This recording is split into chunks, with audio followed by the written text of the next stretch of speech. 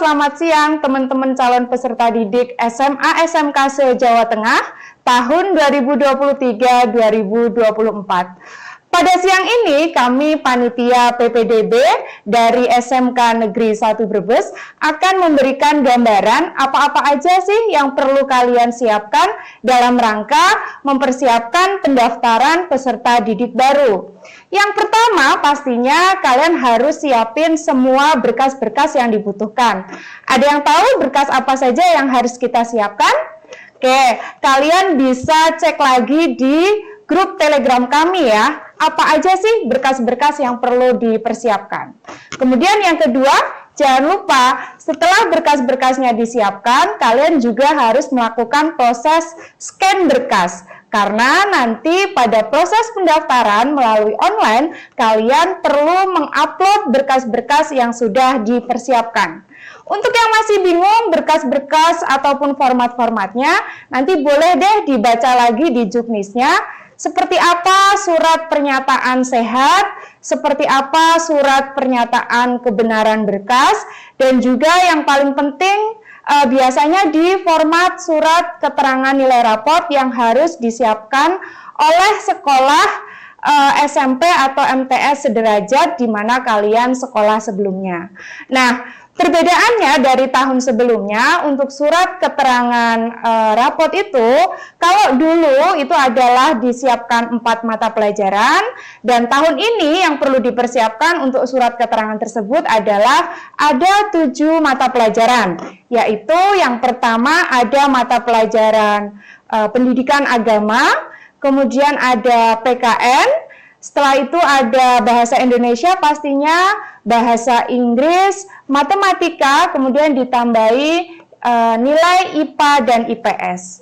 Pada nilai tersebut nanti harus ada 2 kategori ya, yaitu untuk nilai pengetahuan dan juga nilai keterampilan. Seperti apa formatnya nanti kalian bisa lihat deh di lampiran yang tentunya nanti akan kami berikan info lebih lanjut di grup Telegram. Nah, kali ini kami akan memberikan gambaran yang masih penasaran gimana nih nanti setelah masuk di tanggal 15 mulai pendaftaran, cara mendaftar online-nya seperti apa. Kalian nanti tanggal 15 Juni sudah bisa mulai yang namanya membuat akun atau mengajukan akun. Nah, pertama-tama kalian masuk di linknya PPDB SMA SMK se-Jateng, nanti bisa dilihat ya untuk link resminya. Nah, yang kali ini kita mau coba nih mempraktikkan pendaftaran online-nya atau pengajuan akunnya dulu melalui link demo pendaftaran PPDB SMK SMA se-Jawa Tengah. Kalian bisa perhatikan ya, nanti kalian juga bisa coba dulu. Untuk yang pertama kali, kalian masuk saja ke link jatengdemo.siapppdb.com. Nanti kalian akan menemukan halaman yang tampilannya seperti ini ya. Nah, buat teman-teman yang sudah masuk di menu demo, kalian akan menemukan menu seperti yang ada dalam tampilan ya. Kita close aja. Nah, kemudian untuk yang berminat ke SMK, langsung saja scroll ke bawah, masuk ke menu SMK, di situ akan terlihat beberapa jalur pendaftaran, tapi karena kita baru di awal, maka kita melakukan kegiatan ajuan akun terlebih dahulu. Kita klik menu ajuan akun, kemudian di situ akan terlihat tahapan-tahapan yang harus kalian selesaikan. Yang pertama adalah mengisi data NISN, misalkan saya ambil contoh nomor NISN-nya adalah 00767240116. Nah, kemudian untuk asal sekolah sesuaikan saja apakah sekolahmu dari dalam Provinsi Jawa Tengah atau di luar Provinsi Jawa Tengah. Jika masuk area dalam Jawa Tengah, kita klik saja dalam provinsi. Jenis lulusan, kalian bisa isi SMP MTS sederajat dan tahun lulusan yaitu menyesuaikan. Misalkan tahunnya tahun ini berarti lulus di tahun 2023. Jangan lupa masukkan kode keamanan yang sudah disediakan, misalkan pada layar adalah 3, 2, kemudian 0, dan juga angka 6. Oke, kita coba ya, kemudian kita klik lanjutkan. Nah, pada menu berikutnya akan muncul data kalian sesuai dengan NISN. Karena di sini sudah tersinkronisasi, maka ketika diketik NISN ada data yang sudah muncul. Silakan bisa dicek data-data mana yang kayaknya belum sesuai, kemudian dilengkapi. Misalkan di sini sudah ada tanggal lahir, kemudian ada status domisili, ini bisa kita pilih ya. Apakah domisilinya sesuai dengan alamat yang di KK? Jika iya, maka sesuaikan saja. Nah, bagi yang berdomisili di pondok, nanti bisa menyesuaikan pilihannya, yaitu tempat tinggalnya sesuai dengan pondok atau emis. Kita pilih sesuai dengan KK. Alamat kita isi lengkap ya, sesuai yang tertera pada KK. Misalnya Jalan Cendana. Oke, Jalan Cendana 5, Kota Baru Raya, Brebes. Nah, sekali lagi alamat ini menyesuaikan.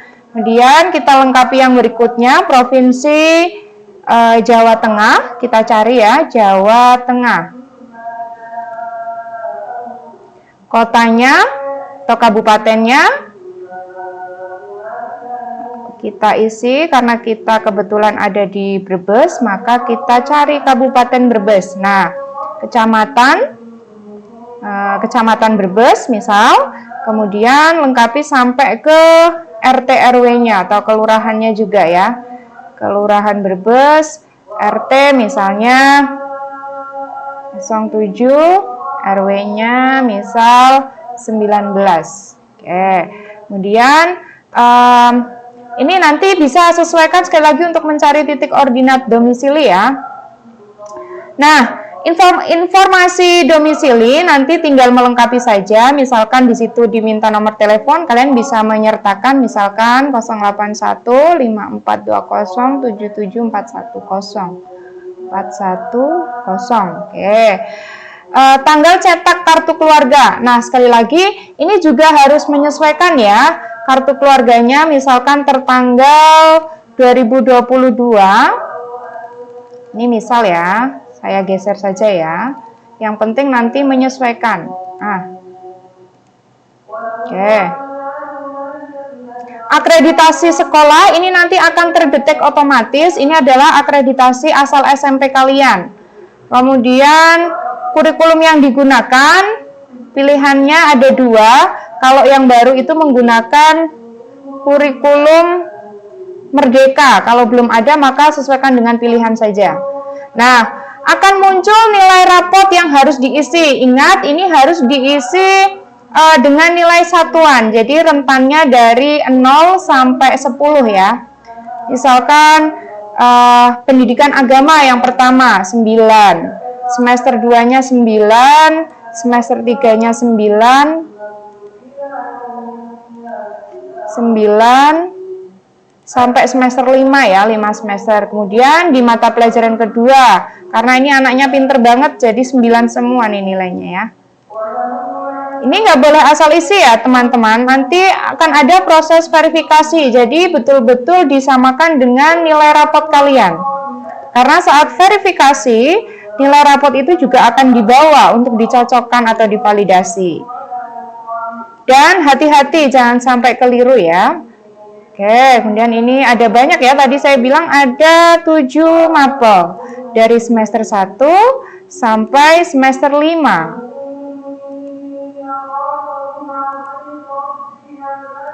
Oke, kita lanjutkan. Nanti kalau yang nilainya ada koma-koma gimana? Silakan. Yang penting satuan, misalkan 9,50 boleh. 8,50 boleh.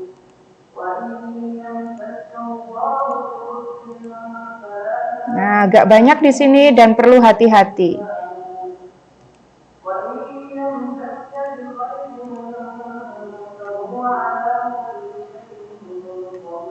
Nah, untuk jumlah nilai rata-rata ini biasanya udah langsung terisi, tapi kalian harus memastikan nilai yang tertera ini sama enggak dengan yang ada di berkas kalian ya. Untuk kejuaraan, kalau memang nggak punya prestasi gimana, ya udah nggak pernah ikut lomba ataupun kejuaraan ya tidak memiliki, tidak apa-apa. Kemudian kita masukkan nomor NIK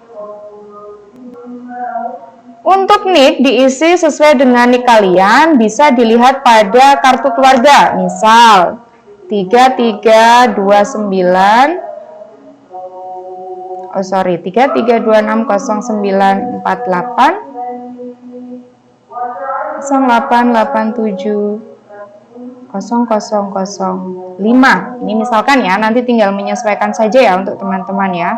Status, apakah kalian mendaftar dengan jalur afirmasi tidak mampu atau memiliki KIP, nanti silakan pilih sesuai dengan kondisi kalian. Jika bukan ya kita klik bukan karena tidak punya KIP ya.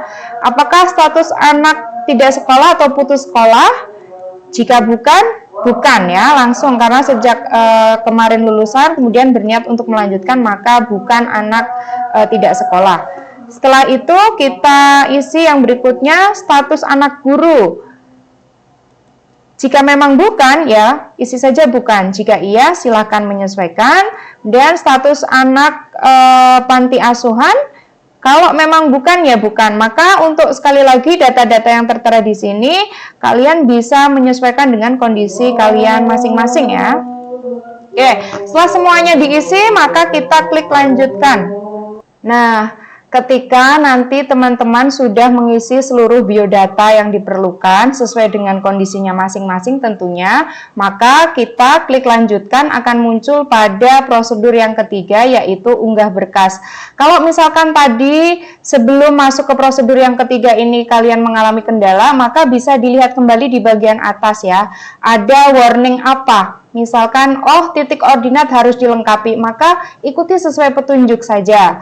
Kemudian di ajuan akun ini pada tahap yang ketiga yaitu unggah berkas. Kita lihat apa ya berkas-berkas yang harus disediakan soft filenya atau yang sudah di-scan. Yang pertama adalah ada fakta integritas. Kemudian yang kedua adalah kartu keluarga, dan yang berikutnya adalah surat keterangan nilai rapot yang tadi saya bilang harus minta dari sekolah sebelumnya.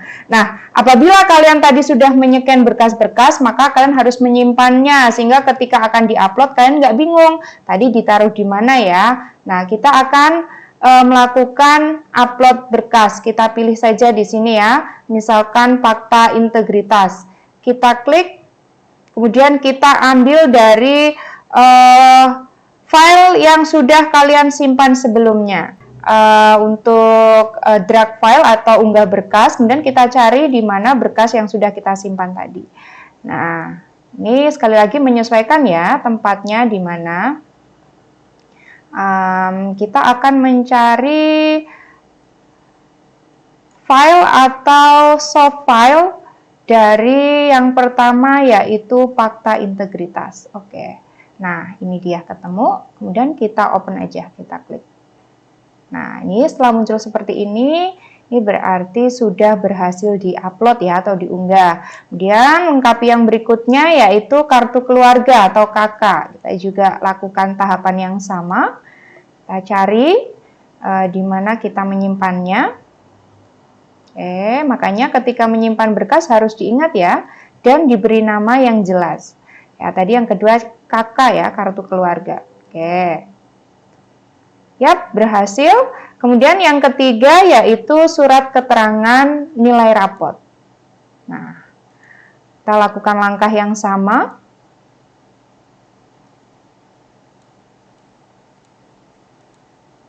Kita cari untuk contoh nilai rapotnya. Kita upload di sini. Nah, semuanya sudah terupload ya, tanda centangnya ini sudah terlihat dan sudah muncul, maka kita langsung klik lanjutkan. Nah, kita sudah masuk pada proses atau prosedur atau tahap keempat. Pada tahap keempat ini, kalian masuk pada tahap cek ulang, yaitu kalian diberi kesempatan untuk melakukan cross-check semua data informasi yang sudah kalian isikan pada tahap sebelumnya. Jadi, kalian bisa cek satu persatu datanya, kemudian baik itu nilai atau informasi yang lain. Jika memang semuanya sudah sesuai, maka kalian centang setuju dengan pernyataan yang di atas. Kita centang dulu, baru diklik lanjutkan. Nah, tahapan untuk proses ajuan akun sudah selesai. Kalian akan mendapatkan identitas atau data terkait dengan nama peserta, nomor peserta, dan juga kode verifikasi. Kode verifikasi ini nanti akan kalian gunakan pada tahapan pendaftaran selanjutnya, yaitu untuk melakukan proses verifikasi dan aktivasi, sehingga ini nggak boleh hilang. Kalau memang ini perlu di screenshot, silakan bisa di screenshot, atau kita bisa masuk pada menu cetak bukti ajuan akun. Nah, nanti muncul seperti ini ya. Kita akan save, Nah, kalau misalkan mau lebih aman, setelah di save, kalian bisa print out, sehingga nanti pada proses verifikasi berkas, kalian juga bisa membawa berkas ini. Kemana? Ke sekolah terdekat ya, ke sekolah SMA atau SMK negeri terdekat. Tapi kalau kalian lebih nyaman ke sekolah yang dituju, silahkan, karena kebetulan buat teman-teman yang berminat nih di SMK Negeri 1 Brebes, mulai tanggal 15 Juni sampai dengan tanggal 27 Juni, kami juga sudah membuka layanan untuk PPDB secara offline. Jadi yang misalnya masih bingung suratnya kayak apa, prosesnya seperti apa, kami menyediakan layanan mulai dari tanggal 15 Juni sampai tanggal 27 Juni. Kalian bisa datang ke sekolah kami, kemudian melakukan konsultasi. Yang penting berkas-berkasnya sudah dipersiapkan terlebih dahulu. Dan jangan lupa, yang penasaran seperti apa kelanjutannya atau proses tahap selanjutnya seperti apa, terus ikuti sosial media SMK Negeri 1 Brebes, dan juga ikuti channel terkait dengan penerimaan peserta didik baru di SMK Negeri 1 Brebes tahun 2023-2024. Terima kasih, semoga bermanfaat. Salam hebat untuk semua anak-anakku calon peserta didik baru tingkat SMA SMK se-Jawa Tengah. Wassalamualaikum warahmatullahi wabarakatuh.